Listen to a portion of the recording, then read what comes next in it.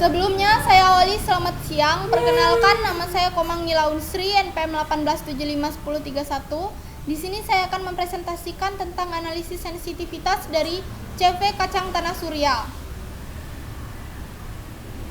Analisis sensitivitas dari CV kacang tanah surya dengan asumsi yaitu biaya variabel meningkat sebesar 10%. Baik dari tahun ke-0 sampai dengan tahun ke-5 dengan biaya tetap pada tahun ke-0 sebesar Rp2.220.100.000, kemudian pada tahun ke-1 sampai dengan tahun kedua yaitu 0, dan di tahun ketiga sebesar Rp1.200.000, di tahun keempat yaitu Rp58 juta, dan di tahun yang kelima yaitu Rp107.900.000.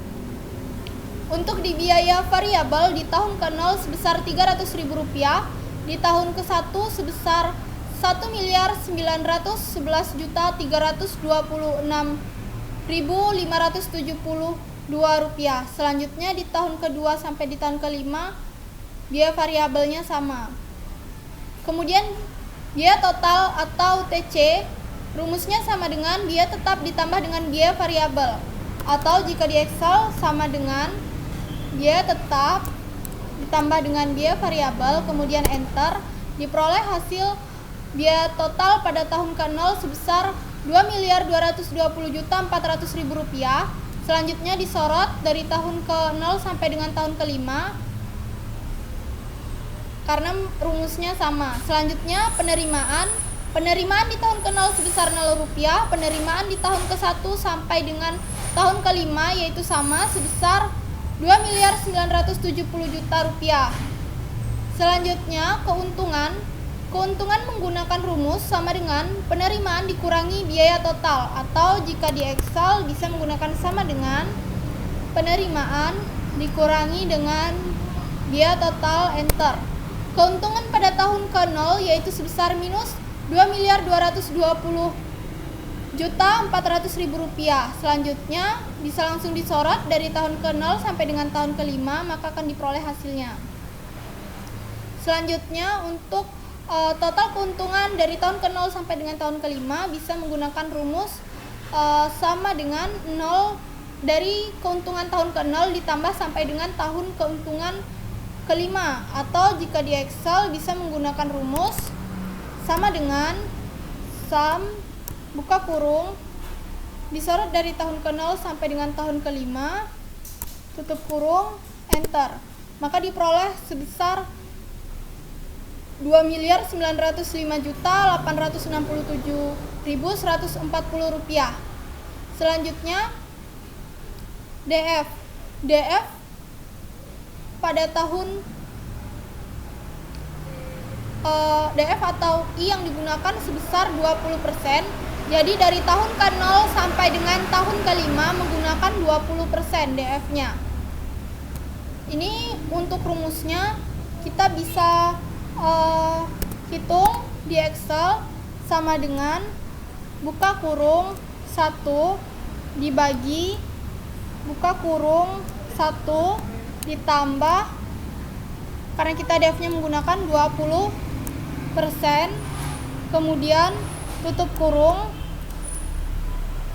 pangkat dari tahun ke-0 sampai dengan tahun ke-5 bisa disorot seperti ini, kemudian langsung tutup kurung dan enter, maka DF pada tahun ke-0 sebesar 1, kemudian langsung disorot saja dari tahun ke-0 sampai dengan tahun ke-5, maka akan diperoleh hasilnya.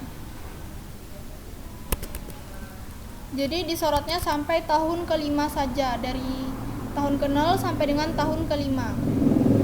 Baik, untuk menghitung PF dengan rumus keuntungan dikali DF. Jadi untuk PF pada tahun ke-0 itu kita bisa menggunakan rumus sama dengan keuntungan dikali dengan DF pada tahun ke-0, kemudian enter, diperoleh hasil PF di tahun ke-0 sebesar Rp2.220.400.000. Selanjutnya bisa disorot dari tahun ke-0 sampai dengan tahun ke-5. Untuk menghitung NPF atau PF-nya bisa kita menggunakan rumus di komputer, yaitu sama dengan sum buka kurung disorot dari tahun ke-0 sampai dengan tahun ke-5 tutup kurung enter. Diperoleh hasilnya sebesar 873.653.896.3.000. Baik, saya ulangi untuk totalnya, yaitu sebesar 873.653.893 rupiah. Selanjutnya untuk menghitung variabel naik, karena tadi kita menggunakan variabelnya yaitu tetap sebesar 20%, atau DF yang kita gunakan tadi sebesar 20%, dan di sini menggunakan asumsi apabila variabelnya naik sebesar 10% dengan rumus 10% dikalikan dengan biaya variabel di tahun ke-0. Bisa langsung kita coba di Excelnya, sama dengan 10%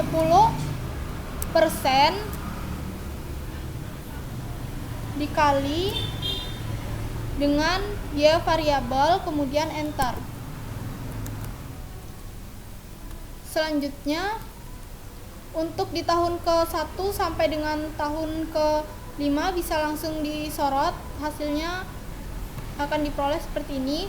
Selanjutnya untuk biaya variabel karena ini setelah variabelnya naik 10%, maka menggunakan rumus